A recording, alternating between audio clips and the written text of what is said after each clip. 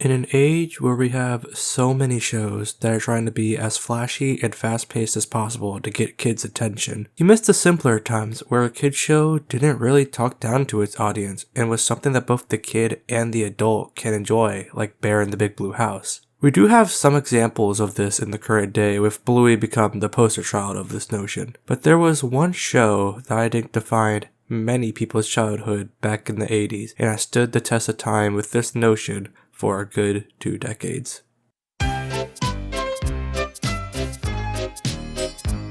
Thomas the Tank Engine and Friends was a show that was unlike any other. Most stuff aimed at a younger audience back in the 80s and 90s were either animated or done with stop motion if your show was being developed in the UK. Thomas was different from the others because for a time, the show used real train models with remote control mechanisms to make the eyes move on their own. It was very unique and something that was never really done anymore these days. I have a ton of nostalgia for Thomas. I have watched all of the episodes from the first 21 seasons religiously as a kid. It's mostly because I was and still am obsessed with trains, primarily steam engines. These hauling machines have so much power in them, and certain steam engines have a really cool history about them, and there are many heritage railways that I want to visit someday. I remember going to my local library as a kid and renting out a lot of Thomas DVDs. If I got lost at Toys R Us, I would be always in the Thomas section, to a point that my dad got used to the routine. I am so sorry Dad you had to go through that. I still even have some of my Taken plays, Trackmasters, and a lot of Wooden Railway that I played with as a kid. Needless to say, my love for Thomas was, and still kind of is, on the same level as Sonic, Xenoblade, and Mega Man for me. So I thought it would be a nice trip down memory lane to talk about the show. So I decided to review the first 7 seasons of the show for today's video. I've seen every season from 1 to 21. Yeah, looking back, I was a little obsessed with the show. But the show is divided into eras. Seasons 1 through 7 are the classic era. Seasons 8 to 12 are the hit era. Seasons 13 to 16 are the nitrogen era. Seasons 17 to 21 are the Brenner era. And seasons 22 to 24 are the Big World Big Adventures era. I will dedicate an episode to each era of the show and give my overall thoughts on each season, and what better way to start than with the first era of the show. I will also be watching all of these seasons in the US dub, which means that I will be hearing George Carlin in seasons 1 to 4, Alec Baldwin in seasons 5 to 6, and Michael Brandon in season 7. With that out of the way, let's get started. Thomas is a tank engine who lives at a big station on the island of Sodor.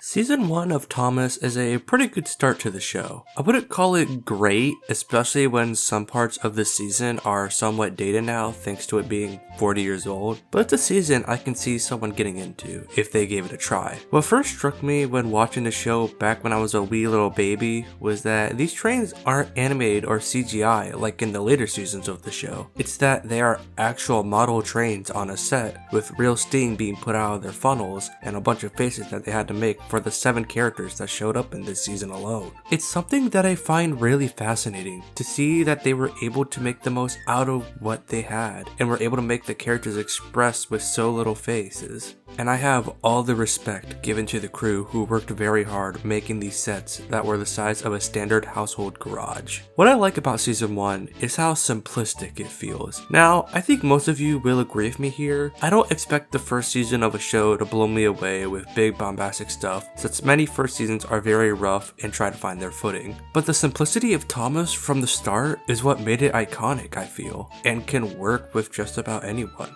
The fact that the narrator isn't shouting or has a really loud voice, or how the camera barely moves or stays stationary, it gives the show a story time feel, with it feeling like a book picture coming to life, which is ironic since the show is based off of books, and for the longest time, I didn't know that. I should really read them someday. A quick update, I have been reading the books and they are very good so far. Anyway, back to the show. A show that is more slow paced and calming isn't a bad thing at all. Making the show slower paced and more calm is what I think made Thomas a show that will stand out and is going to be something that will be appreciated more and more as time goes on. When we have shows like Paw Patrol or Cocomelon, sorry, I can't finish that sentence, where they are trying to be flashy or fast-paced, when a nice calm show about trains will send them in a trance-like state, or should I say, trains-like state. Please disregard my jokes. The episodes in this season are all-time classics. Thomas and Gordon for making a good impression with the first episode alone and solidifying 2 of the best characters' current status. James and the Express for giving one of the most popular engines a redemption arc after a failure and James learns a lesson and Foolish Freight Cars. Off the Rails and Down the Mine for giving Thomas and Gordon an end to their rivalry that was set up in the very first episode. And of course, the oh so memorable episode, The Flying Kipper. I think this is the episode that almost everyone can remember by memory after watching the first season. How the episode is shot, the lighting selling that it's dawn on the island, the music that plays, and the most brutal crash in this season. Easily a fan favorite episode and contender for the best episode of the season for me. There are some episodes I find pretty middling, like Thomas Goes Fishing, Thomas in the Guard, and Whistles and Sneezes, but that's a thing that most first seasons of a show faces. Not every episode is going to be a winner, so saying that the worst episode of the season is okay is a compliment more than anything, I'd say. Just remember that at the moment, the episodes are not as good as some of the other ones, cause we will get to the bad episodes eventually. I will say that making the final episode of the season a Christmas one feels kind of weird to me. It's not a bad episode of any means, but the engines talk about the events of something that feels like its own episode in like less than a minute. And you and Toby gave her presents? Percy joined in, and Sir Topham Hatt sent her to the seaside to get better. And then we get into the main thing about this episode. Just kind of feels off-putting and would probably confuse the audience thinking they missed an episode. I think another thing that makes these episodes work is that they aren't all that long. A typical episode for this demographic is about 11 to 12 minutes per episode. But for Thomas, the episodes range to about 4 to 5 minutes per episode. So it's short, but it doesn't need a lot of time to tell the story, which makes the show feel snappy, but not too fast pacing-wise. This is something that would last for the entire classic era of the show. The characters in the show are ones that you will never forget. The most divine characters in this season are Thomas, Henry, and Gordon. I want to talk about the weak links that go around, since there really isn't much to talk about with them in this season. Edward has a very simple story that spans the first 2 seasons of the show. He wants to be really useful and show that he still has some puff in him, while everyone is basically saying that he doesn't really have much power left in him. The driver won't choose you again, said Gordon. He wants strong engines like us. He shows his worth in this season in the episode Edward Helps Out, where he pulls a passenger train and helps Gordon up the hill. A very simple arc, like I said, but it's what they do with it that is important, and we will get to that when I get to season 2. Toby really doesn't do much in this first season as well. He has an episode where we learn about his line before he comes to Sodor. We get an episode explaining how he came to Sodor, and a particularly funny episode with him and James about their paintwork. At the end of the season, he still feels like a main character of the show, just one that doesn't leave much of an impact, I feel. Though, that could be me. Percy is a character who gets a major role in 2 episodes of the show, the first one being his introduction episode, Trouble in the Shed, and the second one he shows up that he's not too dissimilar to Thomas at all. Percy runs away, but other than that, he shows up from time to time in other episodes like James in a Mess, where it shows him and Toby making fun of James. That's James, didn't you know? It's James's shape, said Toby. But James is a splendid red engine, and you never see his paint dirty. And Off the Rails, where he makes fun of Gordon. Are jammed whistles and burnt safety valves accidents? Asked Percy innocently. But don't worry, Best Engine will be talked about more later in this video. Alright, let's get into the big 3 characters in this season. Henry in this season feels like an underdog character, and I think that can make certain people like him. At the beginning of the season, he was always ill or needed repair. Henry was ill. The men worked hard, but he didn't get better. He was always seen below the other engines, but in what I call the Henry two-parter, Cole and the Flying Kipper, he stops becoming ill and gets a new shape, which leads to the others thinking differently about him and making Gordon some competition. I wouldn't be surprised if this season is why many people love Henry, and he will be further fleshed out in season 3. Thomas in this season was a cocky little piece of shit who thought he was better than everyone else. Gordon in this season was pompous and self-important. Both of them have a similar character journey in this season. They both get humbled by the predicaments they get themselves into. Thomas loses his guard, gets stuck in the snow, and gets fish in his water tanks, while Gordon bursts the safety valve, gets the express taken from him by James, and has his whistle broken. It all comes full circle when in Off the Rails and Down the Mine, they both get into the worst trouble they've been in this season, and they grow as characters, forming an alliance. Why, so you are, Thomas. Shall we form an alliance? You help me, and I'll help you.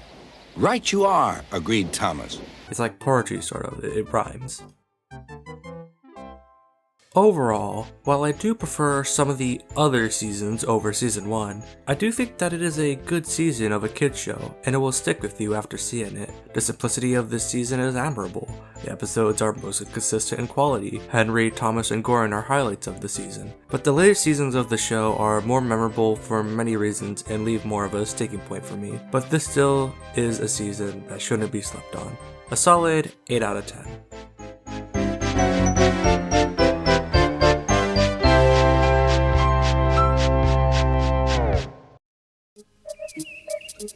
It was a beautiful morning on the island of Sodor.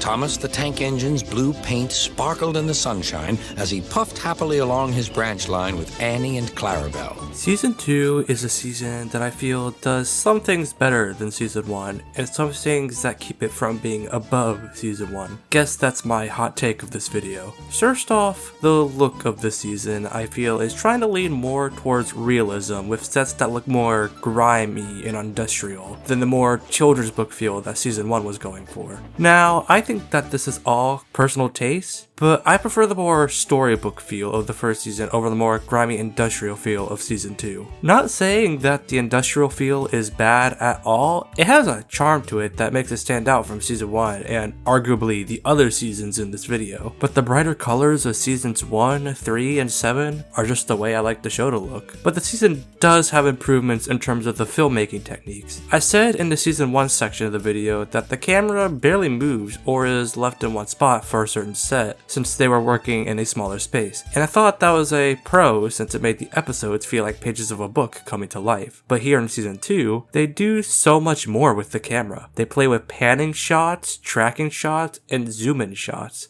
The reason I think they did this is because Season 2 was the first season of Thomas to be filmed in an actual studio, whereas Season 1 was filmed in a smaller location. Other thing that the season started that would be a staple for the show all the way into the CGI era and the reboot are the crashes. There are so many well-known crashes in the season, like the crash in Percy's predicament.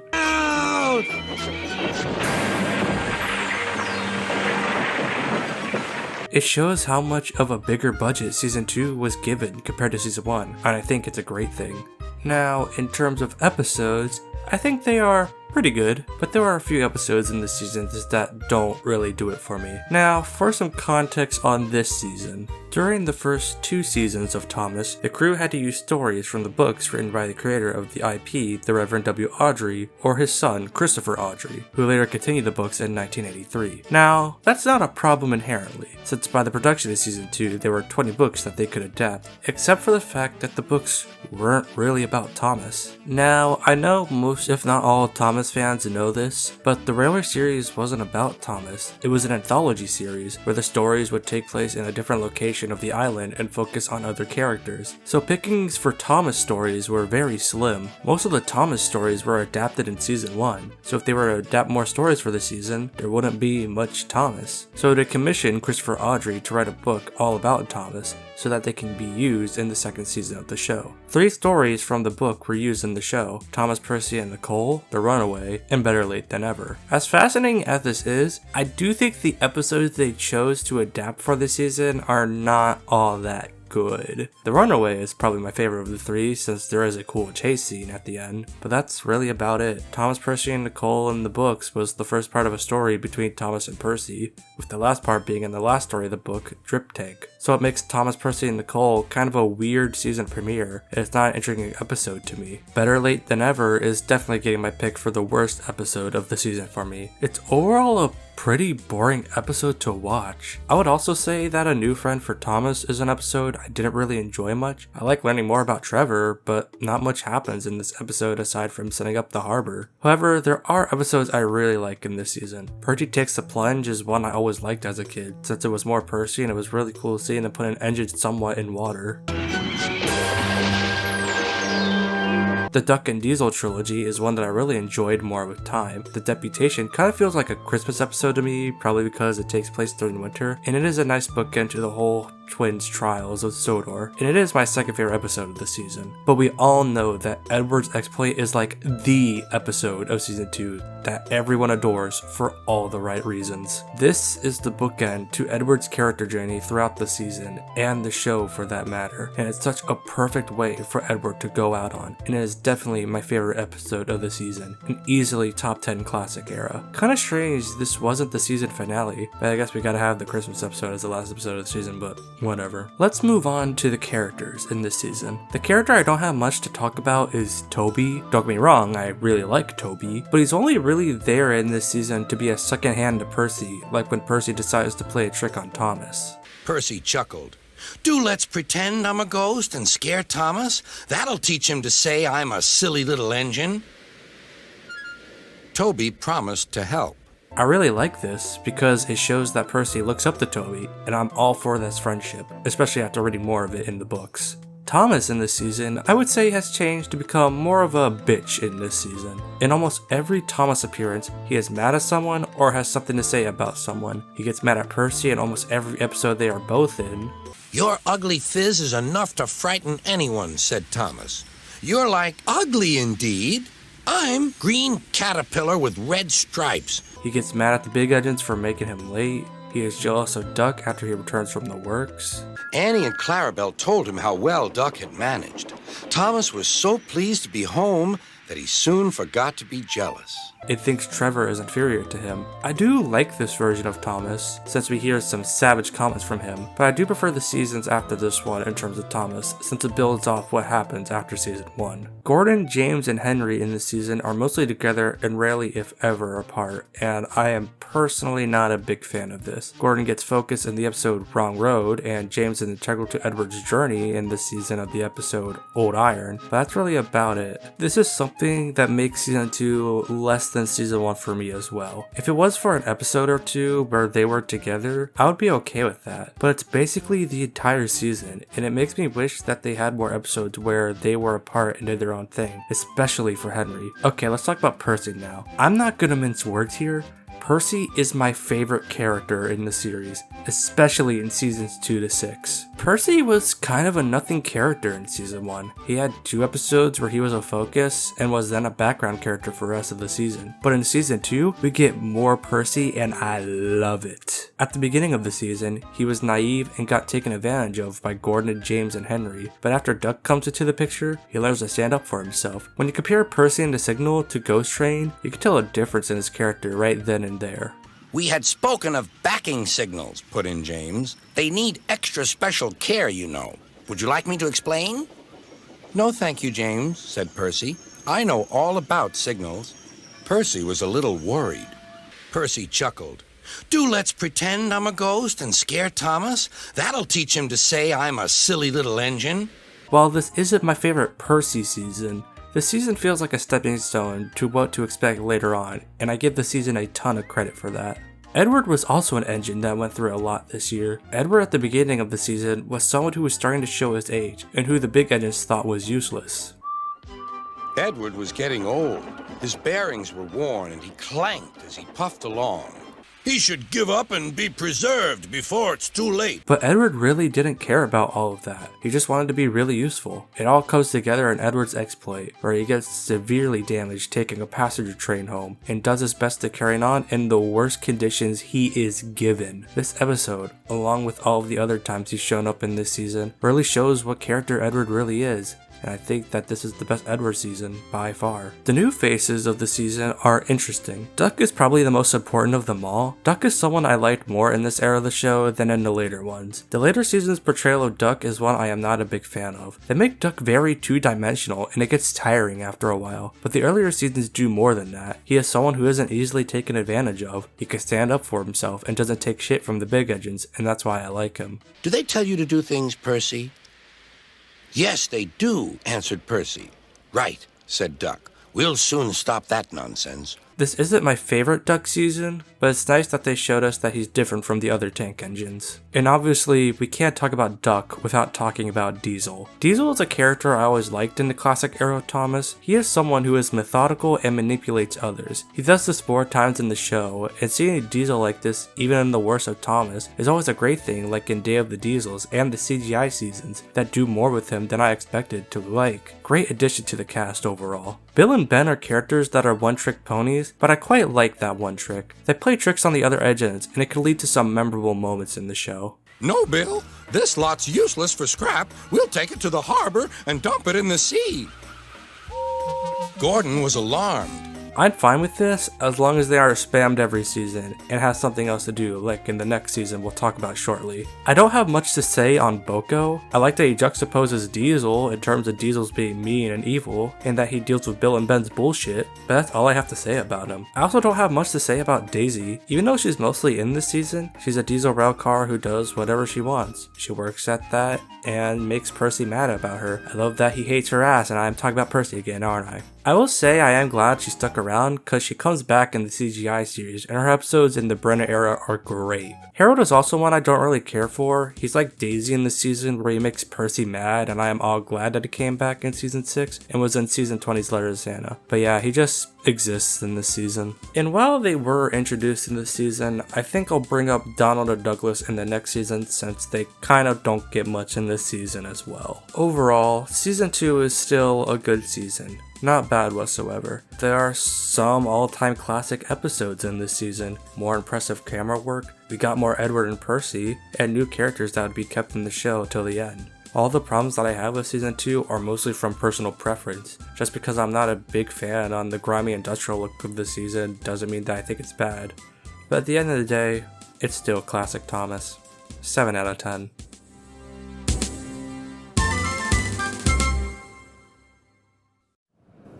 It was a cold winter's morning on the island of Sodor. The wind was bitter and the ground hard with frost. Season 3 is a season I knew for a fact going into this video I was going to love it, and yeah, I was completely right. Season 3 is so amazing. Oh my god, look at the sets, the water, the crashes, the prints of the music. Oh my god! This might be a bit biased since this season, along with season 6 and 7, are the ones I watched the most as a kid, but after a rewatch, I can firmly say that this is my favorite season of the show. Now, in terms of how this season looks, I think this is my favorite one to look at. The way the colors pop out in the remastered footage and how the engines look in the day and night just feel like a visual masterpiece. The new innovation for this season was that they played more with water. The reason for this was after Thomas's second season release, director of the show, David Mitton, went off to make a new show that was called Tugs. Now, this video isn't going to focus on Tugs since I want to talk about it in a different video, but this context is important. The show focused on boats, and the amount of filmmaking advancements was incredible to say the least. It used real water and had a bunch of weather conditions. Knowing all of this, they can make certain episodes that would have been hard to make, like Percy's Promise, easier to film now that they know how to film with props and water. Even aside from that, just look at the different weather conditions, and basically all of All Out Sea remastered is just glorious to see.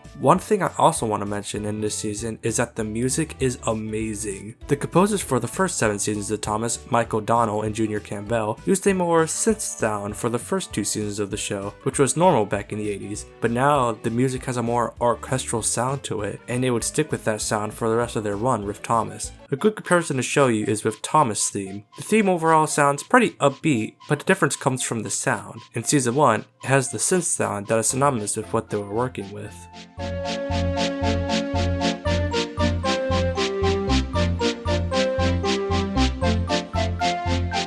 Then you reach season 3, you hear more instruments when it's playing, and it's beautiful to hear.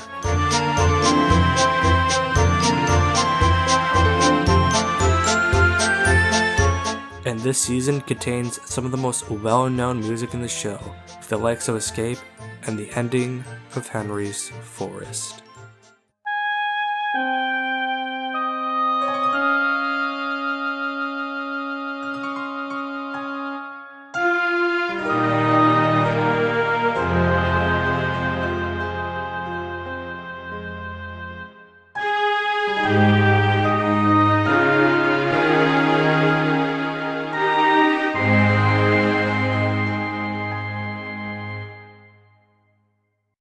Now, let's talk about the episodes of this season. This is the first season in this video to have no episodes I hate. There are weak ones in this season though, and I think even the best of Thomas isn't perfect.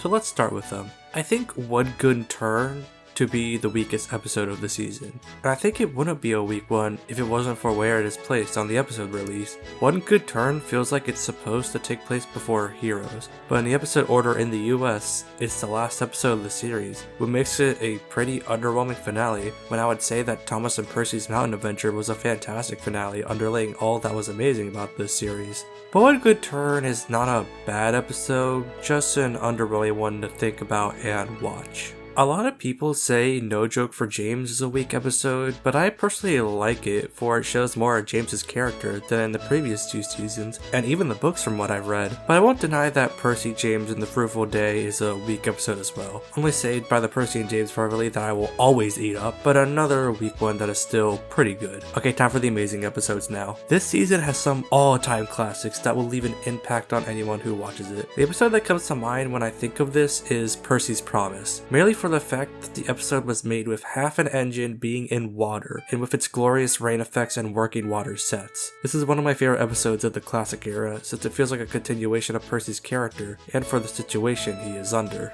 Escape is also one that fits into this description as well. Almost everyone who watches this show for the first time is going to remember Escape, the way they made the mainland look, how serious the situation is with them trying to save an engine, and the score that is phenomenal.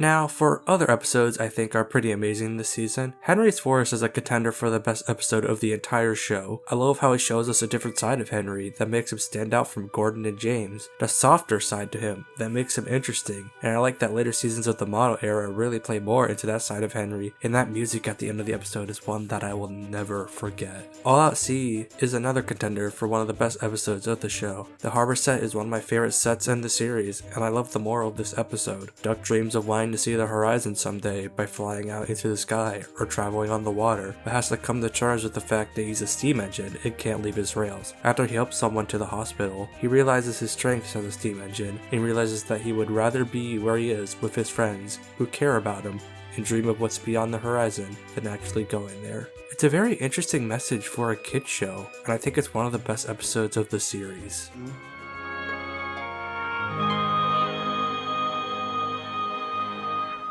Now, for characters in this season, I am quite happy with the selection we got. Thomas in this season is starting to feel like he is maturing compared to last season. You can tell there's a difference between asshole Thomas in season 2 and maturing Thomas in season 3. Time's time, he grumbled. Why should I keep my passengers waiting while Henry and James dawdle about all day on viaducts? Later, Thomas spoke to Bertie. Thank you for looking after my passengers. That's all right, Thomas. I'd like to make new friends, but I'm glad to share them with you. You're a good friend indeed, replied Thomas, and always will be. He is still the same Thomas, where he gets a little peeved at the littlest of things and mopes at the times. I've lost my passengers to Bertie. They'll like him better than me. But I honestly don't mind this. Thomas may have started to become a better character, but still has flaws, showing that there is still more that needs to be cooked in his firebox before he could reach that point, and I will talk more about Thomas's maturity later in the video. Percy is a character that got a lot this year. This Percy feels like a beta for what to expect in season 5, and I have major kudos for how they did it. His adventures in this season feel bigger than some of the other engines aside from Douglas. He braves a flood and helps Thomas with a village that is snowed in. There are also simple episodes for Percy, like Thomas, Percy, and the Mail Train, which is the first time the Mail Train is shown in the series. Now, the Mail Train at this point is basically synonymous with Percy, and I quite like this new addition, as it can lead to good storytelling with later episodes like A Bad Day for Harold and, of course, Letter to Santa. But I do like the range Percy has in this season, and it will go further in season 5. James and Henry feel like their own characters in this season, devoid from Gordon. James is very boastful and egotistical for the rest of the show, and I definitely think that is why James is a fan favorite character. Look at me. I am the smartest, most useful engine on the line. His boastful nature could pair him up well with other characters like Percy and Gordon, and later on in the show, characters like Thomas and Duncan. James is definitely a highlight this season, and segmenting him as one of my favorite characters in the show. Henry in this season is shown to be soft internally and really cares about the forest, and I really like that about Henry in this season, and why it's my favorite version of Henry. I do like the more angry Henry they do in later seasons, but this will always be my favorite interpretation of Henry in the show. Gordon, I don't have much to speak about in this season. He is still the grumpy and pompous asshole we all know, and I do like that he helps engines trick others into doing jobs for them like in Trust Thomas. I'll tell you what, James. If you pretended to be ill everywhere, you couldn't shunt freight cars here or go to the quarry there, could you? What a good idea, agreed James. Look, here comes Thomas. I'll start pretending now. Toby got some spotlight this season. He gets a spotlight episode with James and gets involved in a Mavis 2-parter, and I will talk more about that when I get to her. Toby got some fun in the sun, and we'll get more in season 5. Duck is the character this season that got the most stuff to do. He gets his own branch line, we learn about his dreams, and see him learn to accept that he is a steam engine. We see him play a trick on Donald. It's all great. Season 3 Duck is my favorite Duck season, and it makes me miss him more knowing what will happen to him when he is introduced in CGI. Donald and Douglas are also the best in this season. Donald gets a spotlight episode to himself called Donald's Duck, where we learn that he is the more jokey character of the two. And I... Quack, quack, quack.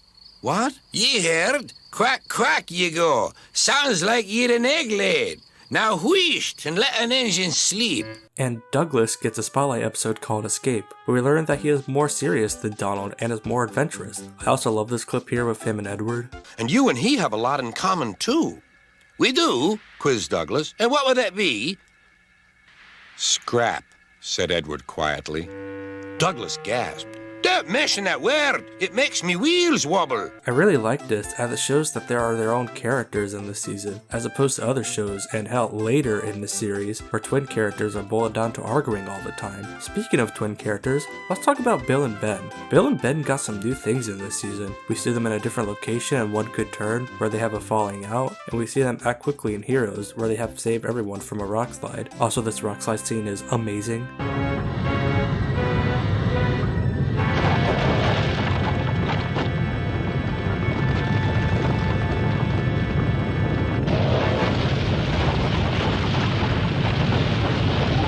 I like them in this. Similar to Donald and Douglas, where they are more than just stereotypical twin archetype, they may argue, but they do more than that, and actually show that they are worthy of more than what is shown. In terms of new faces this season, these are characters that I really like in this season, and I'm really glad they came back later. Mavis is probably my favorite of the ones introduced in this season. She's not really much of a character in this season. Her goal is pretty simple. She wants to go up in the line more, but what I love about her in this season is that she is a contrast to Toby, and they play with that pretty hard in her 2-parter. Mavis is a character who is feisty and thinks she knows it all. Then you compare her to Toby, who has seen it all, and you get some pretty funny stuff with them. Having trouble, Mavis? Chortled Toby. I am surprised. Grosh, said Mavis. I'm glad that she stayed in the show, since she is a character I can't imagine Thomas without. Oliver is another new character in this season. He might not be in a lot of episodes this season, but I do love that everyone looks up to him and that inflates his ego, and later on in Oliver zones up. It becomes his biggest downfall in the end.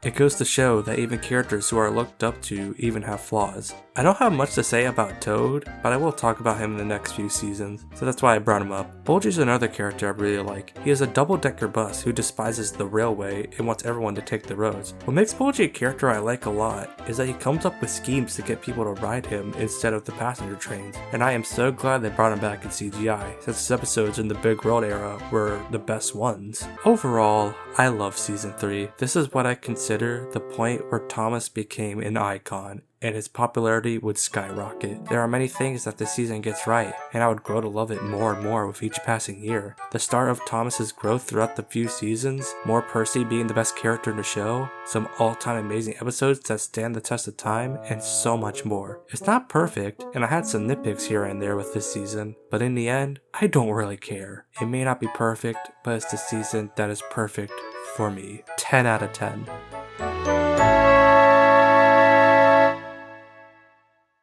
What we need, suggested Toby, is to listen to a story. Yes, agreed Percy, a mysterious story. But, added Duck, it must have a happy ending. Driver told me a story, said Thomas, so everyone listened. Once upon a time, began Thomas, there were 3 little engines who lived in their own little shed on their own little railway.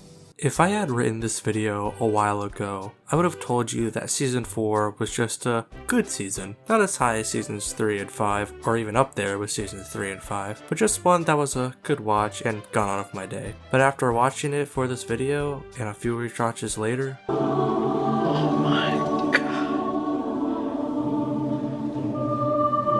I get it. I still don't think this is better than season 3, but season 4 is not far behind whatsoever, and is overall my 3rd favorite season of Thomas. Now, we gotta talk about the narrow gauge engines, since this is their big debut in the show. Now, the reason the narrow gauge engines weren't in the previous seasons was that they didn't know how to accomplish getting engines smaller than the standard gauge engines to work. Well, remember that the previous 3 seasons were being produced in the 80s and early 90s. The technology back then was not up to snuff with getting smaller engines to function as needed, but by the time the season was being made, they had the budget to try and make it happen. They made these props to fit on O-gauge track, which to the people who don't understand what that means, they made engine props that would fit on the second smallest scale, and I think that makes the props even more impressive in retrospect. They only used the bare necessities when making these props. There was no smoke coming out of the funnel, and they needed an external battery for the eyes to move, and after rewatching the season, you can tell how they were able to do it with certain episodes, like A Bad Day for the Handle with this coach, and Rusty helps Peter Sam with this brake van. But other than that, I still think that this season looks amazing. The narrow gauge sets look distinctive from the standard gauge sets, thanks to the mountainy look to it, and is with where the camera is placed, making these images look smaller than they are. The standard gauge sets still look amazing, with a warm look to it that makes you feel like you have a blanket wrapped around you in a winter storm, and the way the camera is positioned makes the engines look so big and real, and the noises they make this season, in terms of filmmaking, one of the best ones. I mean, just look at these sets. Oh.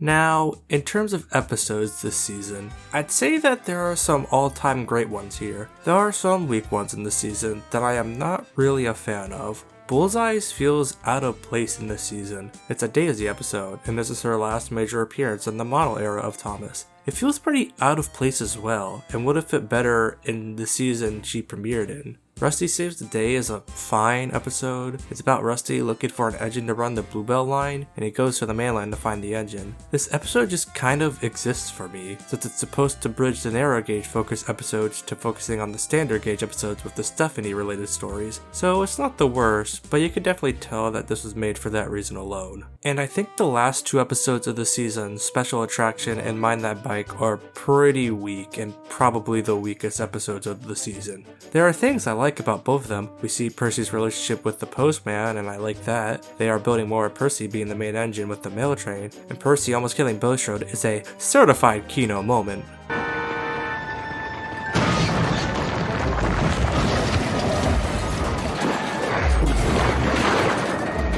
Percy is just the best character, what more do I need to say? But I will say that Special Attraction is the weaker of the 2 because it's 2 random stories combined into one story. The first story is about a parade being cancelled, which then leads to Percy going to the harbor, then aforementioned almost murder. They just don't connect whatsoever, and the ending feels kinda misguided in a sense. But there are some top tier episodes in this season. I think almost everyone agrees that Grand Puff and Sleeping Beauty are the defining episodes of season 4. They are a 2-parter about the story of Duke, from his life on a railway that closed down to being found again. I like that the episode is framed as a story Thomas tells to everyone at night, giving the narrow gauge engines their own history away from the standard gauge episodes. Fish is also an episode that is well loved, and after watching it after so many years, I can finally understand why. Since it has the best nighttime shots of the show, and the way the camera's position makes the engines look so real.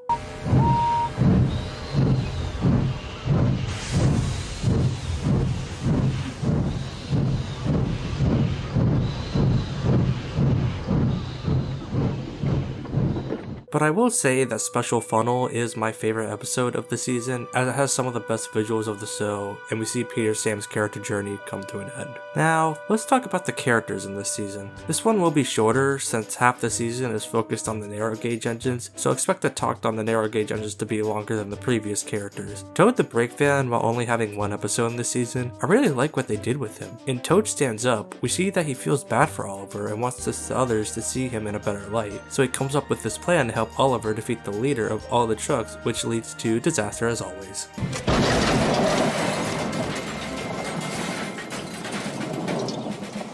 I really like this, since it shows that Oliver and Toad have known each other for so long, so Toad always has Oliver's back, and we will see a similar thing in the next season. Henry had quite some time this season as well. I do like that in this season he gets to do something he likes, but always gets knocked down a peg. He gets pushed by an elephant, his dome gets covered in white paint, and he tries to pull the flying Kipper again, but as all Kipper episodes go, it ends in splendid disaster.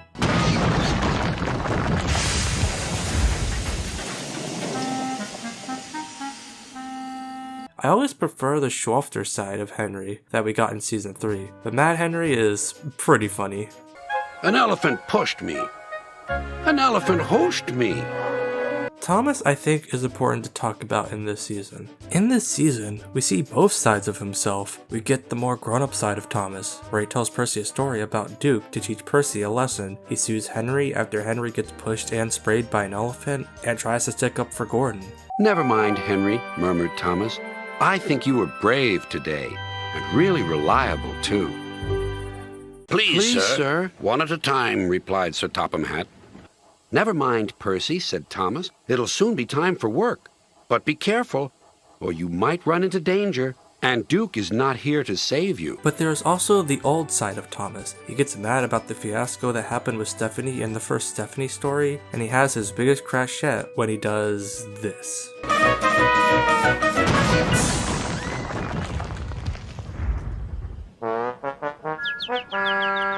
I love this crash so much, guys. In a way, the special letter crash was the breaking point for him to be better after this season. In season 5, he doesn't crash on purpose and is more willing to help people. Thomas was definitely a highlight this season, and we could see his character journey come to an end in the next season. As for the newbies, there are a lot of one-off characters in this season, and they are pretty interesting. We have Scruffy, the leader of the trucks, who is integral to Oliver's story, George the steamroller, who hates railways with a passion, Bulstrode the boat, who Percy nearly kills in an epic fashion, like I said, and Stephanie the Bluebell engine. Stephanie got more screen time compared to the others, and that's mainly because she got a whole book to herself. I also find it weird that they rewrote her origin story where she was just in the scrapyard, where whenever there was a famous engine like City of Churro or Flying Scotsman, they would just say the famous engine. Though I guess if they did that, we wouldn't get any of Stephanie's stories. But other than that, I quite like Stephanie. Now let's talk about the narrow gauge engines. I think that they are the highlight of the season for similar reasons for the characters in season 1. We see their beginnings and see them grow throughout the season. Let's start with Skarloey and Rheneas. Skarloey at the beginning is an engine who was stuck in the shed, who wants to go out more. He gets his chance, but breaks down on the way. Willing to help the passengers get to the station, he still keeps going and gets overhauled.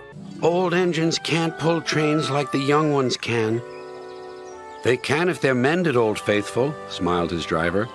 And that's what's going to happen to you. You deserve it.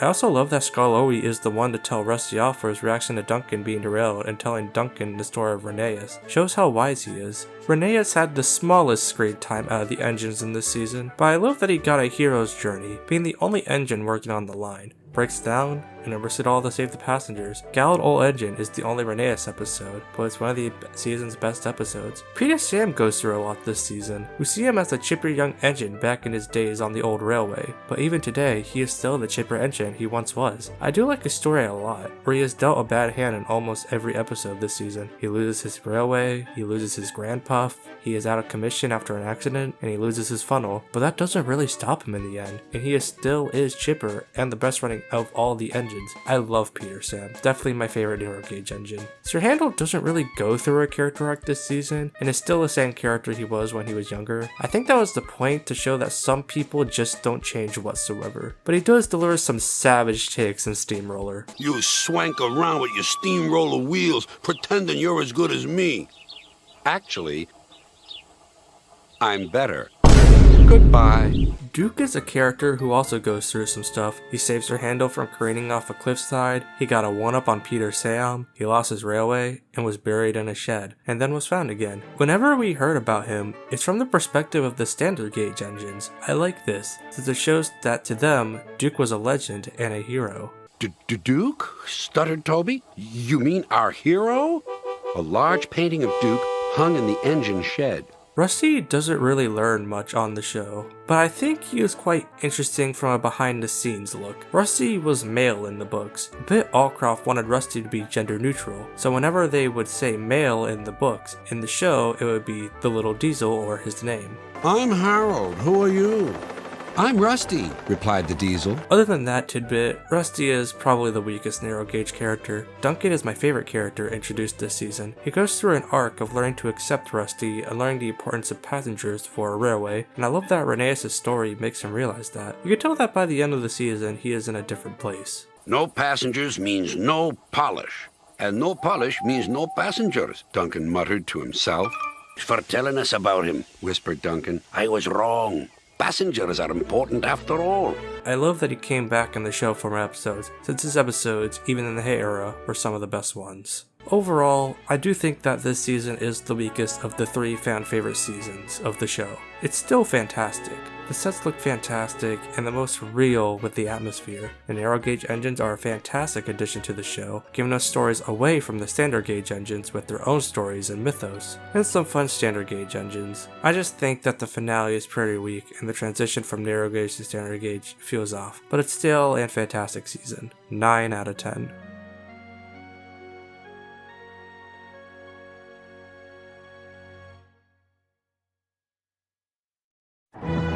Thomas and Percy enjoy working in the docks.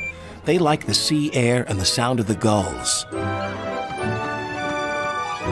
Season 5 is a season that I see get all of the love online, and I can definitely see why, because Season 5, like Season 3, is a season that I love to death. But not as much as Season 3. Let me put it this way, Season 3 is my favorite season of the show, but Season 5 is what I consider to be the best season made for the show. The whole point of the season was to show how Thomas can work on a cinematic scale, and I think they succeeded in that regard. Though the outcome of this is something we can talk about in another video. One thing I want to mention is that moving forward, the narrow gauge engines would not be in their O gauge props. For this season, they made bigger props of the engines that can run on the same scale track as the standard gauge engines, which allowed them to have smoke come out of their funnel, moving IMAX without the need for an external battery, and the wheels couldn't lock up like with the O gauge props, which was a problem they were facing back then we were making Season 4. Another thing about this season that sets it apart from the others, I'd say, are the amount of stunt sets used. This season is known for some stunts that were rarely, if ever, done again in the show after this. The only one I can think of is Thomas's crash in The Great Discovery. If you watch the outtakes of Season 7, you can see how they were able to record these stunts, and it's quite an impressive look into how this season was made. But overall, this was a great decision since it made Season 5 feel very cinematic and action-packed. One last thing to mention about this season is how the dialogue is written. This season is probably the most savage season in the show, with lines that straight up make me go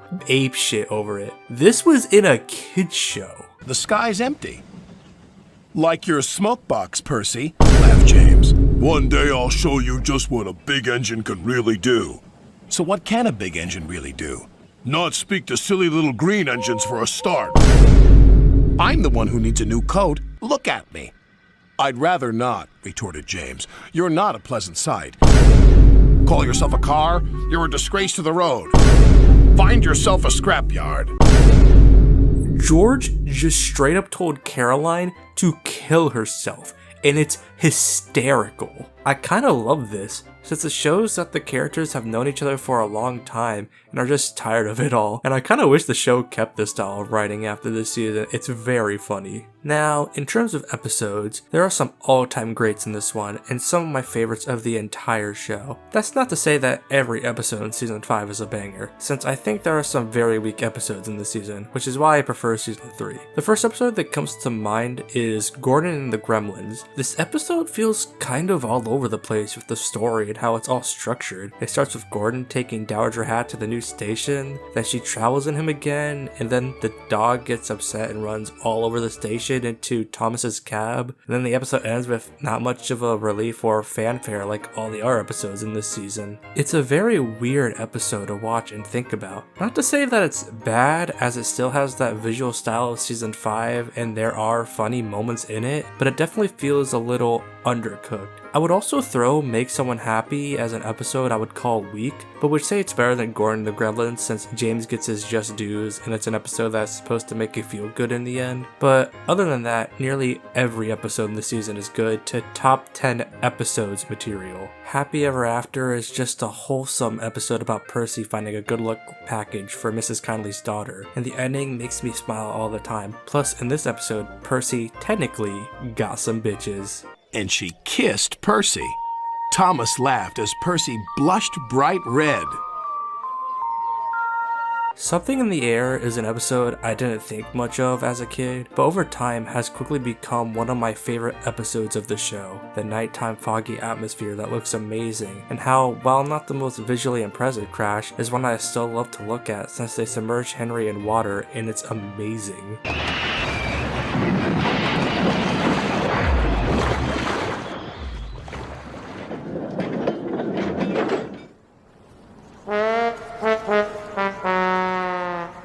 I think the episode that almost everyone will remember when they watch this season is probably A Better View for Gordon. It's also the episode of the season that perfectly shows what this season has to offer. It has the savage comments that we expect from the show. Well, well, well, so much for knowing about everything. You got too puffed up in your boiler, so it serves you right. It has phenomenal shots that make the engines look real, and it has a crash that will look impressive to anyone watching it for the first time. I could tell you as a kid I would put on this episode just for the crash alone, because it was so mesmerizing. But I will say that my favorite episode of Season 5 is Put Upon Percy. This one has it all for me. It has the visual style that I love to see, a high-speed runaway and escape all in one, and it's a Percy episode, and we all stand Percy on this channel. Probably my favorite episode of the entire series if I were to think about it. Now, let's talk about the characters in this season, starting with Toad the Brake Van and Oliver. I really like their dynamic in this season. In Busy Going Backwards, Oliver listens to Toad about his want to go forward for a change, and in Oliver's Fine, Toad listens to Oliver wanting to go for a nice long run. I'm always going backwards, Mr. Oliver. I have forward-thinking views. I could be a leader, if you know what I mean. Oliver wanted to help. You're a very useful brake van, Toad. You help me brake, and you keep my freight cars in order when we go down hills. Excuse me, Mr. Oliver. It seems to me that things are not well with you. If you forgive me for mentioning it. You're quite right, Toad. All I do is shunt these freight cars onto the turntable. I long for a nice run. It's like in Season 4, it shows that these two have known each other for a while, that I really like a lot. We learn about Oliver in Season 3, and we learn about Toad in Season 4, so seeing what they want or dream of is a nice change. Helps that they get some banger episodes because of this. Toby is probably at his best in this season. He's still the old Toby we know, and I would never change that like near the end of Horrid Laurie. He was overloaded with flour, came the reply, and he broke down. Not very useful now, are you? Said Toby. "Grrr," replied the lorries. But I love that he got some of the most adventurous episodes in this season. He braves the blood and almost dies. In another episode, he goes down some abandoned tracks and finds a lot of things. Toby in the Flood might be his best episode of the show, since it's his work predicament, and I love the friendship he has with Percy and Percy looking up to him. great season for Toby. Gordon is the one that is one of the weaker parts of this season for me. Not to say that I hate Gordon whatsoever, but I wish we got more with him being more nice. That being said, I do think his pompous Gordon is funny in this season, but it will be a trend that will get worse the next season. James was pretty fun this season. In this season, he learns how to care for others and to not only care for himself, like in making someone happy. You were quite right, Thomas, James whispered. Making someone happy does cheer you up. I also love his dynamic with Thomas and the Trouble with Trees, which will get more time in the sun when we get to the hit era of the show. Percy and Terrence were so right to warn me. Thank you for rescuing me, Thomas. Oh, that's all right. We engines must pull together, whatever the weather. Speaking of which, I think Thomas was fantastic this year. Thomas feels like he has finally matured in this season. I think the only episode where he acts like his old self is in Toby's Discovery, where he tells Toby about a ghost. Beware of the ghost, Toby, Thomas said. What ghost? Asked Toby. The old warrior ghost. Every night he lights his fire, then goes hunting. Toot toot! Goodbye. Other than that, I do like that Thomas is willing to do stuff to make others happy, like in Thomas and the Rumors, or talk down to others like in Make Someone Happy with James. Percy or Oliver should do it. I'm too important. Thomas was cross. James, why don't you think about something or someone else for a change? You'll be surprised at how much better you'll feel if you do. It truly feels like he has come to learn from all his mistakes from the previous 4 seasons and has changed for the better. Now, let's end this segment with the best engine, Percy. This is my favorite Percy season by a landslide. Get it? In this season, Percy is straight up just mad all the time, and we get some pretty great savage takes from him thanks to this. Arsdale End. That's my home, replied Toby. That's why I like it, especially when you're there and not here saying I'm silly.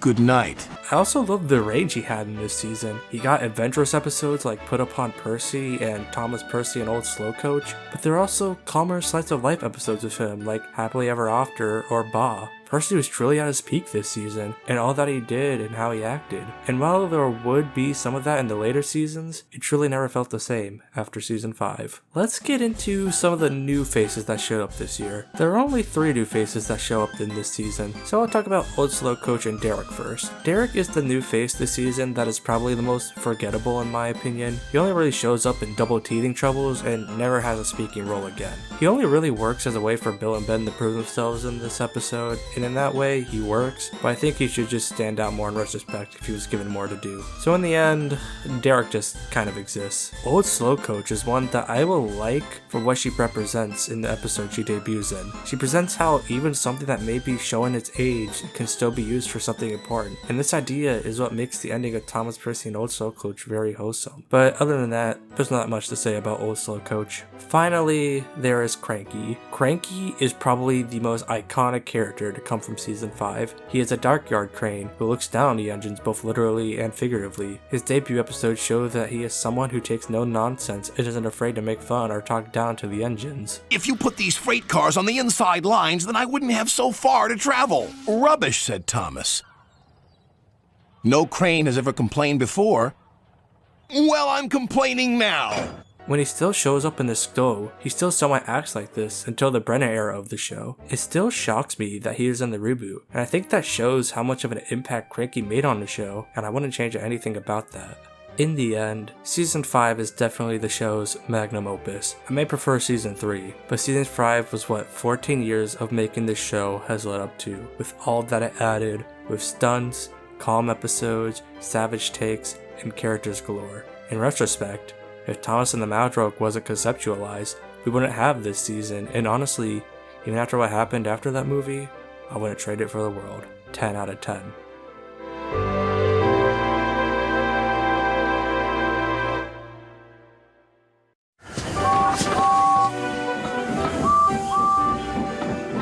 All the engines on the island of Sodor love their work. But sometimes there is too much work. That's when Sir Topham Hatt brings new engines to the island. Season 6 is a season that is where I think the downfall of Thomas starts to happen. It's a good season overall, don't get me wrong, but it's one where I think the high points can barely save it from being better than seasons 1 and 2 for me. The first thing I wanted to talk about with season 6 is the way the season looks. Let's first talk about the aspect ratio. The first 6 episodes of season 6 are shot mostly in 4:3, with a few scenes in them having 16:9. The remaining episodes are shot in 16:9, so when you watch the first 6 episodes in 16:9, it's stretched, and once you see it, you can't unsee it. I am so used to the 16:9 versions of these episodes, so I'll be using them in this video and future episodes on Thomas, but I think that watching all the seasons in 4:3 is not a bad way to watch it. The second thing I want to talk about is the way the season looks. A little production history here. The engine props were used in Thomas and the Magic Railroad to make them appear better on the movie screen. They gave them matte paint jobs. They decided for this season that would keep the matte paint on.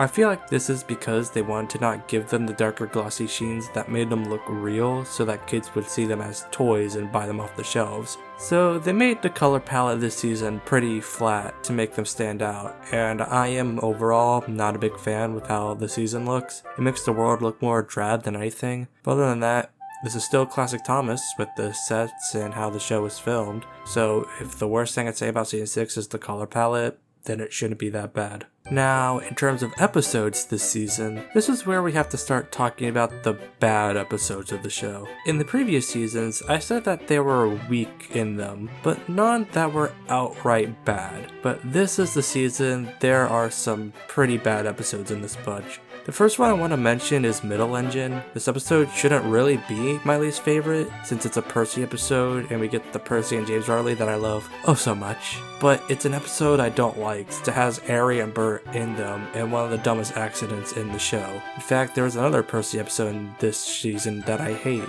and it's Percy and the Haunted Mine. This one is just really stupid in general, and loses all the magic that the first 5 seasons had. But the worst episode of this season is one that has been talked about to the ground at this point, but for good reason, and it's Edward the Really Useful Engine. The plot of this episode is that the bigger engines think Edward is not useful anymore, when at the end of season 2 he proved his worth. Percy tells Sir Topham Hatt about it, and he sends Edward to work with Stephanie for a while. Gordon still thinks that Edward is not useful. When Duck stalls on the hill and Gordon sticks stuck behind him, Edward comes and pushes them both, and then Gordon is forced to apologize to Edward? Like, what is this episode? This episode is everything wrong with season 6 in a nutshell. Flanderization and stupidity are the best ways to describe it. Now that being said, there are some good episodes in this season. One episode that comes to mind is It's Only Snow. This episode shows us that while Thomas will not change in certain ways, he has improved and is willing to do what it takes. One of my favorites of the season. Scaredy Engine is one that almost everyone agrees is great, and I am inclined to agree, as it's fun to see Thomas get hit with karma so hard and for him and Percy to make up. But my favorite episode this season is A Bad Day for Harold. This one is a Harold and Percy episode. It's nice to see that they still are frenemies and Harold gets a sick burn on Percy. "Maybe we should take the mailbags a few at a time," said Harold's pilot. "They're very heavy. I'd have to make too many trips. Then I'd be as slow as Percy." And I love that Percy gets back at him later in the episode. "Want to take the mail, Harold?" Percy teased. "I'll stand by with the rescue team." It's just fun to watch this episode, and it's a Percy episode, and I'll always have a plus. Now, the characters in this season are very hit or miss, and we will talk about the characters who didn't get much or barely appeared first. Toby in the season still has that heroic and adventurous side that we love in season 5. In his Spotlight episode, he goes through a blizzard to help a farmer's sheep. He still feels like Toby here, and I like that helping people is a thing that will happen again in season 7. Definitely not a bad Toby season whatsoever. Donald and Douglas makes me sad the more I think about them in this season. They are turned into typical twin characters where they hate each other and learn to get along with one another. Now, I don't mind it as much in this episode, since the reason they hate each other is because of an accident, and Douglas is the one who is sad after Donald leaves. But this type of story will happen later on when they get a focus again, and I never like this type of story beat to begin with. The same thing happens with Bill and Ben and Buffer Brother, where they basically argue over something, and when one gets something the other is jealous. Edward is also one that makes me sad the more I think about it. His spotlight episode isn't really about him and more so about Gordon, but during some points in the season, Edward just acts out of character and joins the others in what they think liken Harvey to the rescue. Harvey's different, said Henry. He doesn't even look like an engine, said Edward. I think part of the reason he is like this is because he is one of the main characters and needs to be in the show more. Edward after season 2 was more of a side character in the episodes he showed up in. I like that because his character journey was complete by season 2. But season 6 was a sign of what's to come from later seasons, and having seen seasons 8 to 11 recently, I do not like what they did with him, let's just say that. Gordon is also one I'm not a big fan of in season 6. Gordon was a character I liked in the classic series because while he was pompous and arrogant, he learned to care for others and helped out when he could. But then this season, Gordon is just an asshole throughout the entire season, as opposed to being one for an episode or two. He is the worst in Edward the Really Useful Engine, and I can't think of any moments in the season that I liked him in. Not the worst character in the season, but one I am disappointed with. Now, I want to talk about some of the highlights in terms of characters, and since he is my favorite character, I want to talk about Percy first. Percy is not devoid of flanderization in this season, since he is pretty much considered the dumb one of the main characters, and I do not like it one bit. What's a dimmer station? Demonstration, said Thomas. It's when you show off what you can do. But I do like what they did with Percy this season. We got the Percy and James rivalry in Middle Engine, one of the few redeeming qualities of that episode. And we got it again in Jack Frost, and it is fantastic. Hello, James, muttered Percy icily. Scary Jack Frost, cried James. Thomas and Percy get a few episodes about them with Scaredy Engines having Duck help Percy, and Percy basically being done with Thomas's bullshit. I love it. And the other episode is Thomas, Percy, and the Squeak, where Percy shows up Thomas after he becomes an asshole. Now, I think this is a perfect time to talk about Thomas. Thomas does feel like a downgrade from season 5, but I personally never minded it that much. He is still mature, and you can see that throughout the season, like him comforting Harvey or cheering on for Jack when he joined the pack. There are also some of the old Thomas in him, like not liking snowplows and being afraid of ghosts. I know that people aren't big on how Thomas treats Percy in this season, but I never had a problem with it personally. Thomas has some of the old Thomas in him, even in season 5 with Toby's discovery, so seeing him still be his old self from time to time isn't really a problem for me. I know that it will get worse in the next season, don't you worry, but for right now in season 6, it's not as bad as people make it out to be in my opinion. For the new faces, there is a bit to talk about with this season. I want to talk about Salty first, since he is the first new character in the season. Salty is one of my personal favorite Thomas characters. He's someone who doesn't really let anyone take him down, from the likes of Gordon from Gordon Takes a Tumble to Bill and Ben from his premiere episode. The only thing that really gets him down is the one thing that gets taken away from him. Oh, I thought I might catch a bit of sea breeze. You really do miss the sea, don't you? Asked Mavis. Aye, said Salty. I do. I love that they kept him in the show, since we get some great stuff with him in the Hit era and the Brenner era of the show. Harvey is an engine who really doesn't get much in this season of the show, so I don't have much to say about him, aside from the fact that I like his basis a lot. Crane engines are such a fascinating locomotive to learn and look at. I also don't have much to say on Jack and the Pack, since they were only in 2 episodes that were meant to be a soft pilot to the eventual spin-off show that they got, so I'll save them for another video where I talk about their show. Elizabeth is a character I also really like. She is Sir Topham Hatt's first car, and so her dialogue with him is hilarious. Oh, it's you, said Elizabeth, looking down at Sir Topham Hatt. Have you learned to drive properly yet? She's in trouble now. I am a little sad that she never stayed in the show longer than a few episodes in this season and another episode in season 7, but when she was on screen, she was a joy to watch. I know they aren't really new faces this year, but I think they weren't mentioned in this category, and that is Ari and Bert. They showed up in season 5 in the episode Stephanie Gets Lost, and they worked in that episode, but in the rest of the show, I've never really been a big fan of them. Why they worked in season 5 was that they were basically the Thomas version of Satan, scrapping steam engines, which is the fate they don't want to face. But in season 6, and the rest of the show for that matter, they just act like bully characters, and it just makes them less threatening in my opinion, and they should have just stayed in season 5 as they were. Now, I may have sounded a bit negative in this section of the video, but don't get me wrong, I do think Season 6 is a huge downgrade from Season 5, and I think most people who start watching the show for the first time are definitely going to notice it. The season's lighting doesn't look all that good, there are some character inconsistencies, and a few episodes that are straight up bad. But there are some things the season gets right. Some characters are consistent or were reworked, new characters became mainstays and were great additions to the show, and there are still some banger episodes in this season. I mean, the best season of this episode was a Percy episode, like that's just bonus points right there. But I can't deny that this is where the show started to go downhill. 7 out of 10.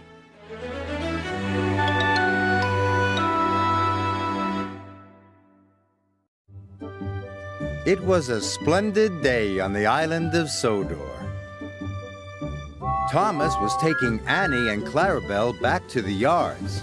Season 7 is the season that I have the most amount of nostalgia for. It is the season I watched the most as a kid. I just barely beating out the likes of Season 3, Season 6, and Season 8. Pretty sure I rented those DVDs so many times at the library that the staff were expecting it to happen every time I showed up. But what do I think of this season? Well, this might be the nostalgia in me, but I definitely really like this season more than Season 6. Now, for this season, every episode is shot in 16:9, so no more 4:3 from this point on, and the lighting looks significantly better in this season. It feels like it's trying to harken back to Seasons 1 and 3 of the show, with a more storybook look to it. If you made it this far into the video, you know that I love that style when it comes to Thomas. Sometimes I noticed that there were clips from the previous 6 seasons every now and again this season. The example that comes to mind is that in Not So Hasty Cakes, it has a Season 1 clip and a Season 6 clip and another Season 6 clip in there. This is something that is all over the season, and I am pretty sure that this is because of how rushed out this season was in general. Another thing about this season is that there are CGI elements in this season. In Season 5 and Season 6, they played with CGI here and there for an episode, but for Season 7, I noticed more CGI than before.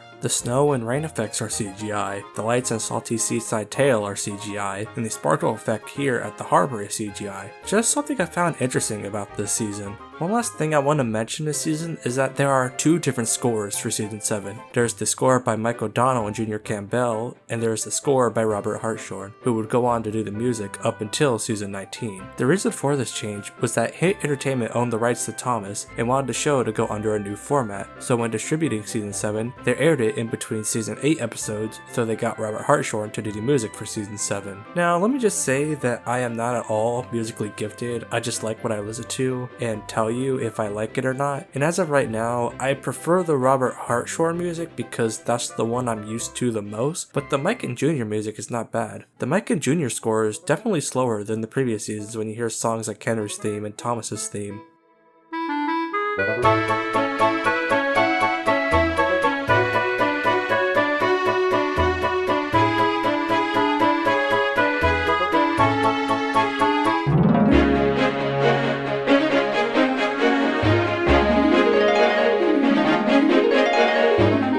Robert Hartshorn's score is definitely more chipper and high beat in comparison. I really like Emily's theme and the theme that plays at the beginning of Percy Gets It Right and Rheneas and the Roller Coaster.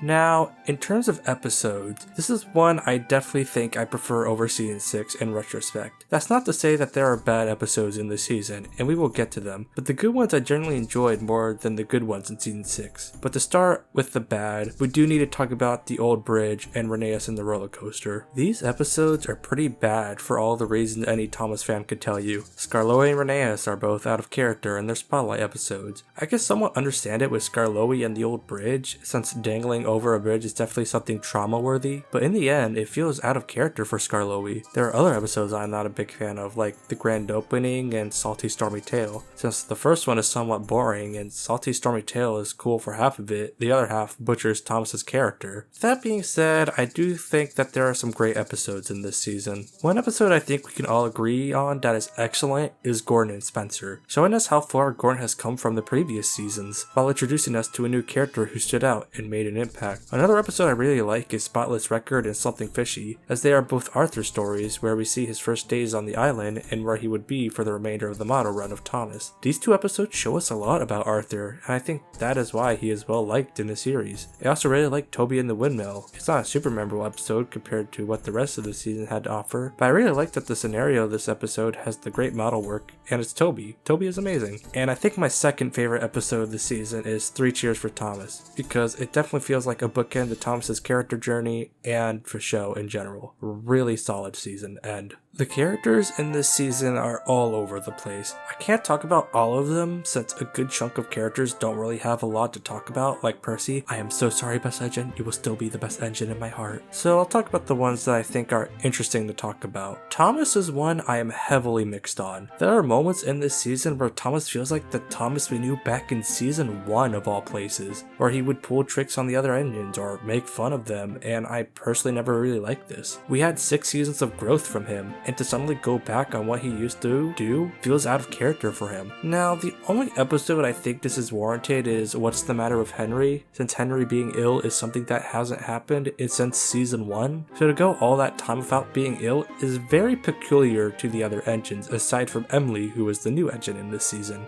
That being said, there are moments in this season where Thomas does feel like the Thomas we remember. Not So Hasty Cakes is a fun Thomas and Elizabeth story that feels like a sequel to their episode in season 6. I'm reliable too, huffed Thomas. Apparently not reliable enough, Elizabeth chuffed. Now Thomas was crosser still. I do like how he is written in Emily's New Coaches, since it shows that he loves Annie and Clarabelle more than anything else in the world. And I think the best written Thomas focused episode this season is Hooray for Thomas. Thomas feels like the more grown-up Thomas may know in season 5 and 6, and it is wonderful. He has a race with Birdie, but gives it up to do the right thing. Think how this is the last episode of season 7, ergo the last episode of classic era Thomas. Let's move on to Gordon, who I think was great this season. He still has that pompous nature that he will always have, but it isn't the only thing he does, with major highlights going to his spotlight episodes. In Best Dressed Engine, Gordon doesn't want to join in on the fun, but after an accident he secretly enjoyed it, which just exposes how he was back in season 3 with the Trouble of Mud. Not me, puffed Gordon. You'd never catch me looking so ridiculous. Gordon was secretly pleased, but he didn't think it was dignified to say so. Then you have Gordon and Spencer, where Gordon is pompous, yes, but still is willing to help Spencer out when he runs out of water. Perhaps, smiled Gordon, but we better hurry. Everyone is waiting. I don't mind snooty pompous Gordon every now and again, since we still get some of that in season 7 with stuff like James and the Queen of Sodor. I should do that. Really? Chuckled James. You'd need a washdown first. Paw, snorted Gordon. I just prefer to see more than just what Gordon is on screen, and I think this season did a great job portraying Gordon overall. The narrow gauge engines I didn't really talk about in season 5 and 6, since there wasn't much to say on with them, but in this season, they are crucial in what to expect from the next few seasons of the show. The narrow gauge engines in this season don't feel like themselves, with the exception of Rusty and Peter Sam. Skarloey is now someone who worries all the time, Rheneas is also someone who worries about what will happen to the children or some shit like that. I don't remember, that episode was really bad. Duncan is straight up just forgot about his lesson from season 4 and hates Rusty now? Don't use the old wooden bridge, said Rusty. It's dangerous. How would you know? Wished Duncan. You're only a diesel. Though, with Duncan, I do like that in the Runaway Elephant, he still feels like the Duncan we remember, and in typical Duncan fashion, gets into an accident. Now, these traits will go away once they return in season 9, but it definitely is a look forward into how they won't be the same as their seasons 4 through 6 versions. Now, for some things I found interesting with some characters this season, Donald and Douglas get an episode to themselves, and I quite like how they were portrayed in this episode, with them being excited to see the Scottish castles since they were from Scotland, while Angie makes a comeback in the season, and it shows how much he has grown and realized what he likes to do. Bill and Ben feel like the Bill and Ben we know so well from seasons 2 to 5, and I quite like that. And I like that Diesel is back to be a conniving schemer, and Ari and Bert are just scrapyard diesels who scare steam engines. Now let's move on to the new faces this season. There are a lot of new faces in this season, and I want to talk about all of them, since I think most of them fit so well in the Thomas universe. Let's start with Emily. Emily is an important character this season, since she is going to become one of the main characters in the show going forward after this season. Now, Emily this season I think is the most uninteresting character to come out of the newbies this year. She doesn't really have much going for her. I do like her first episode where it's focused around her being new to Sodor, but other than that, she's not really a character worth talking about aside from the fact that she will become one of the main characters moving forward. On the other hand, we have Arthur. Arthur is a character I really like. In his first episode, we see that he is a very prestigious engine who has a spotless record, but when he gets dropped down a peg by Thomas, he doesn't mind joining in on the teasing. Do I smell a fishy engine? He teased. Yes, huffed Thomas. Silly fish, smelly new line. I also like that he has a fondness for the sea, since he probably never saw the sea in his old days. He probably grew a fondness for it. Easily one of my favorite characters in the show with the likes of Salty. Spencer is one of the most recognizable characters in the franchise. He is one that I adore. Spencer's whole thing is that he is owned by the Duke and Duchess, so he has a high opinion of himself. He makes character pairings with him really fun, especially since his first episode pairs him up with Gordon, and I'm glad they kept him in the show, since they do much more with him in the stuff like Hero of the Rails in season 21. Murdoch is one I've grown to love more with time. He is an engine who wants one thing more than anything else, and that's peace and quiet, but if he doesn't get that, he would not be happy about it. Please, I want some peace and quiet, and I don't want to share a shed with chatterboxes. I do think Murdoch had some great potential with other characters, and would have played off well with others, and I am sure fans have made stories about him regarding that fact. Fergus is also one I quite like. Both of his episodes are interesting to look at for his character. His first episode, Bill, Ben, and Fergus, gives you the first thing about his character is that he is a stickler for the rules. It makes that very clear in both his episodes. I love it in this episode, the most since he has to deal with the demons that are Bill and Ben, and it's quite hilarious, not gonna lie. Then Ben pushed his freight cars to block the line. Fergus was stuck. Out of my way, steamed Fergus. Overall, I think Season 7 is a slight improvement on Season 6. There are still some problems that carry over from Season 6, like the flanderization with certain characters and bad episodes, but I can definitely tell that there were improvements from Season 6 with how certain characters were portrayed, like Gordon, Diesel, Donald, and Douglas. All the new faces that show up feel so inspired and are interesting characters that fit well in the universe, and we still get some great episodes in this season. This season truly did feel like a finale season with all that they did, and I have massive respect for the team. 7 out of 10.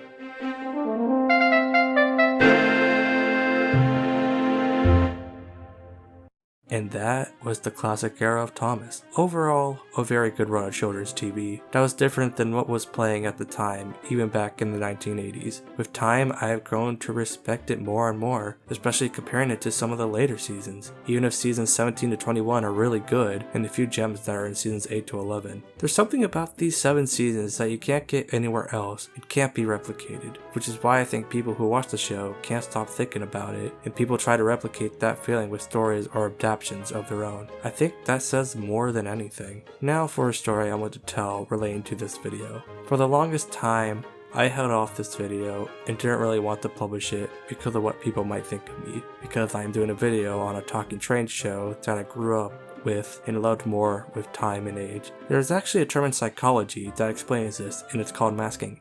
Thank you a lot, 11th grade psychology class. Masking is the process in which an individual camouflages their natural personality, behavior, or true emotions to conform to social pressures, abuse, or harassment. So throughout my life, I have been masking my love for Thomas, and the fear I felt telling people about my love for the show made me mask it even more by talking about other things. But then, I was talking to a friend about it.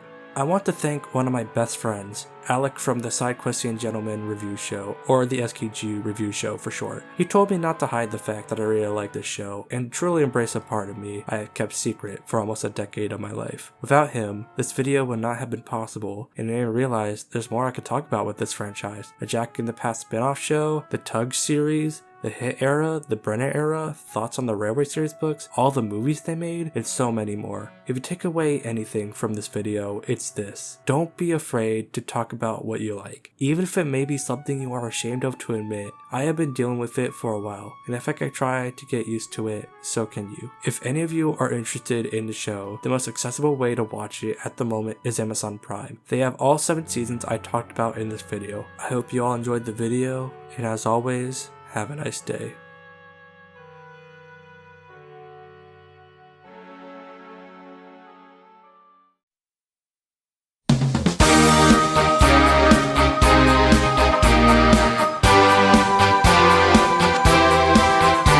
It's Thomas the Tank Engine, hip hip hip hip hooray. Chugga chugga chug chug chuff chuff chuff, he rides along the way. And when you hear that whistle, it can only be one train. Our favorite little engine, Thomas is his name. Thomas the Tank Engine rolling along.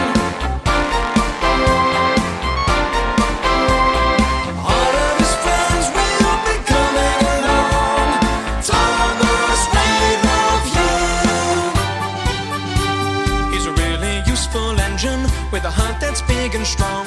He chugga chugga chuff chuffs, working hard, helping everyone. Thomas, he has lots of friends, and you can be one too. Just clap clap clap and sing along. Thomas, we love you. Thomas the Tank Engine rolling along. All of his friends will be coming along. Thomas, we love you.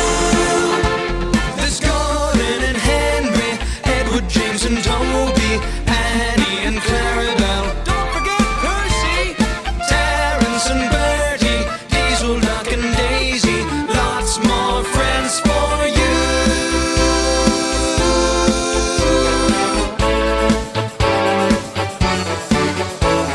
He's always up to mischief, that cheeky little train. He chugga chugga chuff chuffs everywhere, he's always playing games. The fat controller scolds him, but he loves him just the same. Our favorite little engine, Thomas is his